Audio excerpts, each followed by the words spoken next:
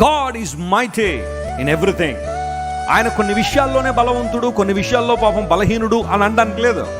దేవునికి ఉన్న ప్రాథమిక లక్షణాల్లో అత్యంత ప్రధానమైన లక్షణం గాడ్ ఈజ్ ఆమ్నిపోటెంట్ గాడ్. ఆయన సర్వశక్తి గల దేవుడు, ఆయన అధిక బలాన్ని కలిగిన దేవుడు. హల్లెలూయా. బలము తనదని దేవుడు సెలవిస్తే అది ఎన్నిసార్లు వినబడిందట? ఆయన ఒకసారి మాట్లాడితే 2 సార్లు వినబడుతున్నట్టు మనకి. అంటే ఆ మాటలో ఉన్న శక్తిని మీరు ఆలోచించే. ఏమీ లేనప్పుడు, సమస్తము శూన్యముగా ఉన్నప్పుడు శూన్యములో నుండి సమస్తాన్ని కలుగు చేసిన దేవుడు ఆయన. ఒకసారి ఈ యూనివర్స్ని కనుక మనం చూస్తే, విశ్వాన్ని కనుక మనం చూస్తే, ఆ విశ్వంలో ఎన్నో నక్షత్రాలు, ఎన్నో గ్యాలక్సీలు, క్లస్టర్లు, సూపర్ క్లస్టర్స్, ఇవన్నీ చూస్తూ ఉంటే వాటిని కలుగు చేసిన దేవుడు తన మాట ద్వారా కలుగు చేశాడు. That's what the Bible says. ప్రపంచములో ఆయన మాట ద్వారా నిర్మాణం చేయబడ్డాయి. That's the power of God. అది దేవుని శక్తి, ఆయన దేవుని బలం.